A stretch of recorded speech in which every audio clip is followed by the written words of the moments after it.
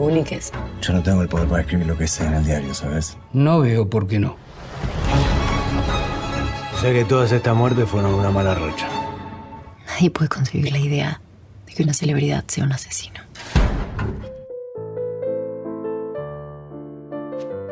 Hai, selamat datang, selamat bersantai. Duduk saja di sana, biarkan saja Dev mendayung kisah membawa kita di salah satu yang terbaik di antara yang terbaru tahun ini. Mengikuti Luciana, seorang wanita muda yang tenggelam dalam lingkaran peristiwa, mendapati satu persatu kerabatnya tewas secara misterius. Dan inilah dia, The Wrath of God.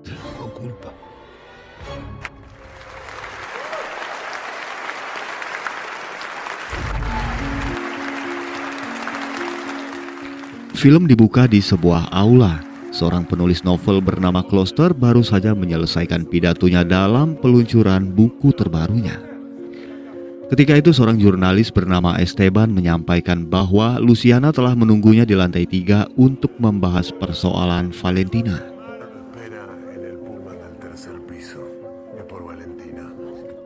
Segera saja Kloster pergi menghindari fans dan wartawan untuk menjumpainya. Tak lama kemudian, secara mengejutkan seseorang terjatuh dari lantai atas dan tewas pada malam itu. Siapakah Valentina dan Luciana?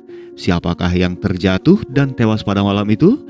Juga apa yang menjadi masalah antara mereka? Semua akan dijelaskan pada kilas balik kejadian.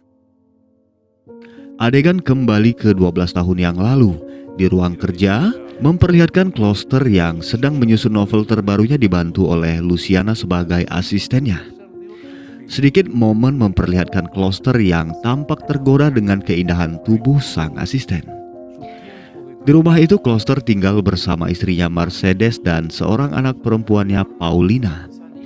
Luciana tampak akrab dengan Pauli. Sedikit perbincangan, diketahui bahwa Luciana memiliki adik perempuan seusia Paulina. Kembali ke tahun ini, di masa sebelum kejadian di awal film terjadi. Esteban yang saat ini telah beralih profesi menjadi seorang jurnalis berada di kantornya menerima telepon dari Luciana yang memintanya untuk datang ke apartemen demi menyampaikan sesuatu terkait Kloster 12 tahun yang lalu. Diketahui bahwa 12 tahun yang lalu Luciana pun bekerja untuk Esteban yang dulunya juga merupakan seorang penulis. Luciana mengatakan bahwa Kloster terkenal karena novel yang didiktekan kepadanya. Setelahnya, selama 10 tahun terakhir secara misterius satu persatu anggota keluarga Luciana tewas dan ia mencurigai bahwa Kloster adalah pelakunya. Pagi ini Luciana melihat seperti Kloster sedang ada di panti jompo tempat di mana ibunya dirawat dan Luciana mencurigai bahwa ibunya akan menjadi target Kloster selanjutnya. Meminta Esteban untuk menulis dan menerbitkan novel tentang kisah kehidupannya demi mencegah Kloster menjalankan rencananya.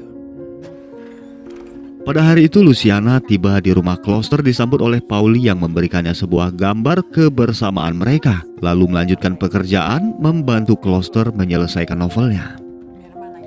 Mata liar Kloster terus mencari pemandangan indah pada setiap lekuk tubuh Luciana. Ditambah lagi, ketika Luciana membuka sedikit bajunya untuk memperlihatkan bekas luka di punggungnya, yang mana hal itu membuat Kloster tak lagi dapat menahan diri, lalu dengan berani ia menyentuh Luciana. Dan tindakan itu cukup mengejutkan Luciana yang seketika membuatnya menjadi ketakutan.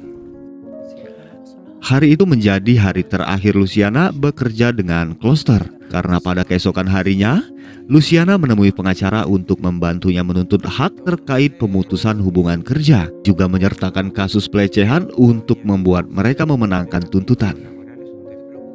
Semua itu menjadi awal dari retaknya hubungan mereka dan dicurigainya sebagai alasan mengapa Kloster menghabisi semua keluarganya.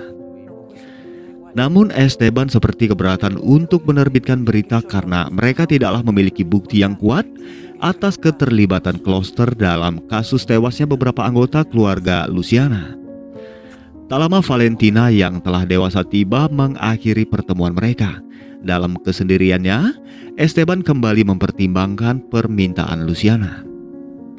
kembali memperlihatkan momen masa lalu ketika mereka sedang berada di ruang mediasi menunggu kedatangan Kloster. Tak lama kemudian, Kloster tiba dan tanpa banyak kata mengeluarkan cek lalu memberikan semua uang yang mereka minta. Menyelesaikan masalah ini dengan cepat tanpa banding, lalu ia segera pergi meninggalkan ruangan. Kelakuan aneh Kloster sedikit membuat Luciana ketakutan. Menurut pengacaranya, Kloster dalam suasana berduka karena baru saja kehilangan istri dan anaknya secara tragis. Bagaimanapun bencinya Luciana, tetap saja ia merasa bersedih menangis di kamar sembari menatap gambar yang diberi oleh Pauli di hari terakhir pertemuan mereka. Keesokan harinya, Luciana melakukan perjalanan berlibur di pantai bersama keluarganya. Sesuatu yang mengejutkan ketika ia melihat Kloster pun berada di tempat itu, lalu mengikutinya ke belakang, namun Luciana kehilangan jejaknya di kamar mandi. Di pantai, langit tampak gelap seperti hujan akan segera turun, lalu segera mereka beranjak menjauh dari pantai. Sesaat kemudian para pengunjung berkumpul ketika mendapati seorang pria tewas di pinggir pantai yang ternyata adalah Ramiro, adik laki-laki Luciana. Ramiro tewas karena kram saat menyelamatkan seorang laki-laki misterius yang terseret arus pantai. Luciana melihat Kloster berada di kerumunan para pengunjung dan menghilang sesaat kemudian. Dengan segala pertimbangannya, pada akhirnya Esteban memutuskan untuk menulis kisah yang diceritakan oleh Luciana, namun atasannya meminta sesuatu yang lebih menguatkan fakta terkait kebenaran berita itu.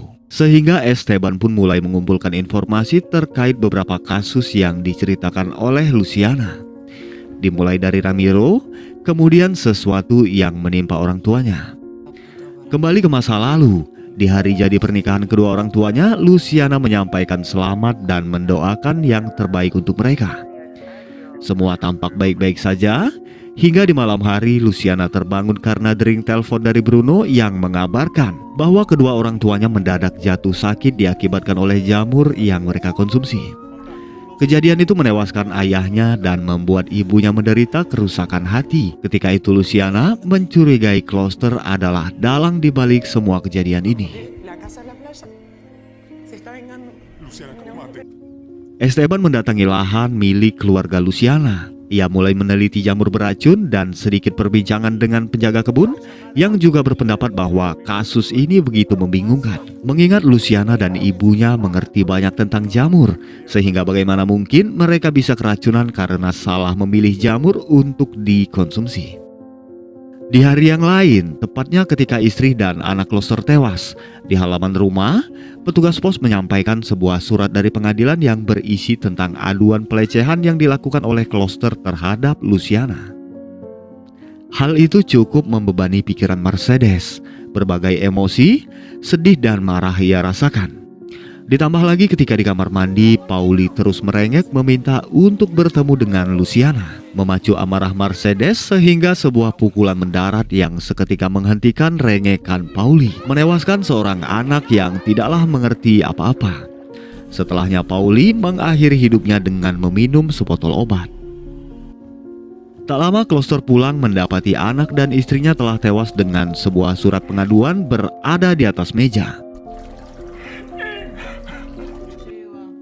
Adegan berpindah ke meja makan memperlihatkan Luciana, Bruno, dan Valentina yang telah beranjak remaja berkumpul menikmati makan malam. Setelahnya Bruno berkendara keluar rumah, hingga di halaman rumah sakit ia didatangi oleh seorang pria yang tiba-tiba saja menarik lalu secara bertubi-tubi memukulinya dengan rantai besi. Pukulan itu membuat Bruno yang tidaklah mampu bertahan pada akhirnya tewas di lokasi kejadian. Seorang jaksa bernama Ramoneda mengatakan bahwa pelaku adalah seorang tahanan yang mana istrinya menjalin hubungan terlarang dengan Bruno. Namun Luciana segera membantah, mengatakan bahwa saudaranya itu tidaklah menjalin hubungan dengan siapapun. Lagi-lagi Luciana mencurigai bahwa Kloster ada di balik kejadian ini. Ketika itu Ramoneda pun berjanji untuk mulai menyelidiki Kloster terkait beberapa kasus keluarganya. Sehingga saat ini Esteban mendatangi Ramoneda untuk menanyakan kembali keterkaitan Kloster atas kasus tewasnya Bruno. Ketika itu Ramoneda mengatakan bahwa tak ada bukti atau indikasi apapun yang mengarahkan Kloster berkaitan pada kasus tersebut, dan mengira bahwa Luciana lah yang telah kehilangan akal sehatnya mengarang sebuah kecurigaan yang tidaklah berdasar. Nada, sí, Luciana, la loca Luciana. Te tengo que dejar. Di kantor, atasannya mengatakan bahwa Kloster telah menunggu Esteban di rumahnya malam ini. Segera saja Esteban pergi menemui Kloster. Di sana Kloster mengatakan bahwa Luciana adalah seorang wanita yang dipenuhi dengan sandiwara. Segala tingkah lakunya manipulatif. Kloster pun tidaklah mengerti atas segala upaya yang dilakukan oleh Luciana untuk mengalahkannya. Kasus pelecehan terjadi karena Kloster merasa bahwa Luciana menginginkannya dan bukan semata-mata atas hilafnya. Kloster pun mengakui bahwa ia berada di pantai saat Ramiro tenggelam. Namun, seberapa besar kemungkinannya untuk menang bertarung dengan seorang pria muda yang berusia 20 tahun? Juga Kloster menyadari bahwa banyak kebetulan yang mengarah kepadanya, seperti jamur yang membuat kedua orang tua Luciana keracunan, sebelumnya tertuang di dalam novel yang telah dibaca 500.000 kali. Luciana telah kehilangan 3 anggota keluarganya dalam kurun waktu 10 tahun, sedangkan ia kehilangan 2 orang dalam 1 hari. Sesuatu yang tidaklah cukup adil untuk menyalahkan Kloster dalam semua kebetulan yang melibatkan dirinya.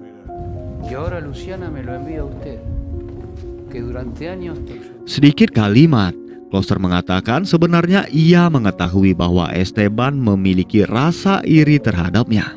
Dimulai dari menjelek-jelekkan penerbit novelnya, mempekerjakan Luciana sebagai asistennya, juga keputusannya untuk beralih profesi adalah demi menjatuhkan Kloster. Dan saat ini membantu Luciana yang memiliki gangguan kejiwaan untuk menghancurkan hidupnya. Perkataan itu cukup membuat Esteban terdiam lalu segera pergi dari sana. Di waktu yang lain, Luciana menjemput Valentina lalu membawanya ke panti jompo menjenguk sang ibu. Setelahnya, keluar dari panti, Luciana mendapati Kloster berada di toko sebelah seperti sedang mengawasi mereka. Setibanya di rumah, Luciana menghubungi Esteban memintanya untuk datang ke rumah. Sebuah adegan di hari yang sama ketika Esteban pertama kali datang ke rumah Luciana.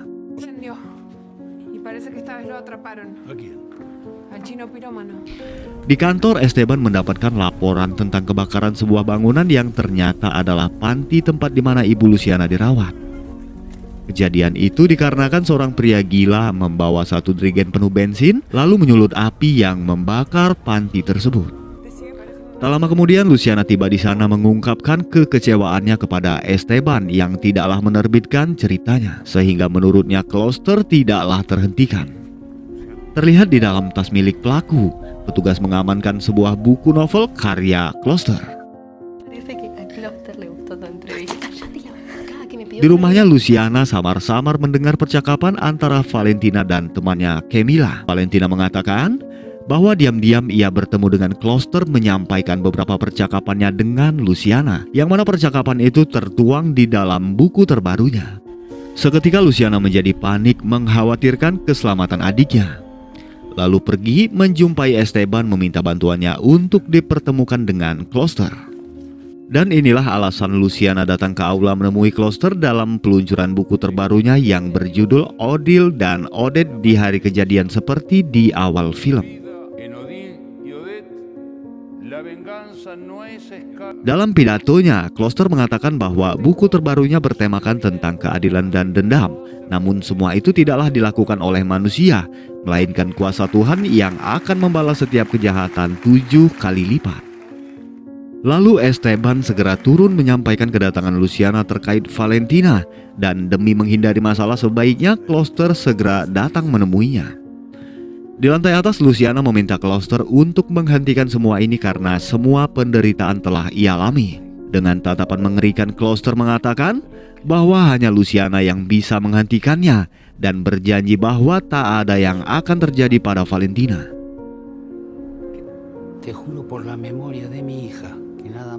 Seketika itu juga Luciana memanjat pagar lalu menjatuhkan dirinya dari lantai atas yang menewaskannya di malam itu.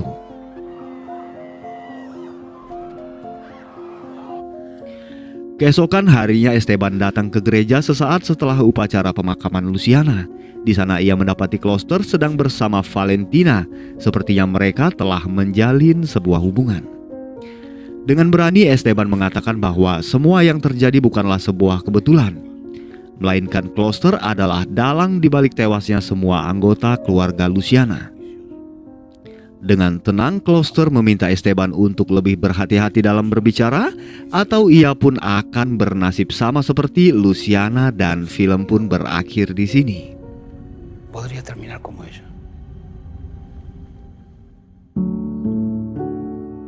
Kloster, anak dan istrinya tewas dikarenakan surat gugatan pelecehan yang diadukan oleh Luciana. Kejadian itu mengukir kebencian mendalam di hatinya, menginginkan pembalasan yang lebih kejam untuk Luciana. Tidak dengan tangannya sendiri, melainkan melalui buku tulisannya yang dipenuhi oleh hasutan dan kebencian yang merasuk ke dalam diri para penggemarnya. Tanpa bukti, tanpa indikasi yang mengarah kepadanya, Kloster melanjutkan hidup dengan tenang, menutup pembalasannya dengan menikahi Valentina, satu-satunya yang tersisa dari Luciana. Sekian dari saya. Mohon maaf untuk segala kekurangan dan kesalahan dalam hal penyebutan, juga kata-kata yang kurang berkenan di hati teman-teman semua. Akhir kata saya Dev pamit undur diri dan sampai jumpa di plot selanjutnya.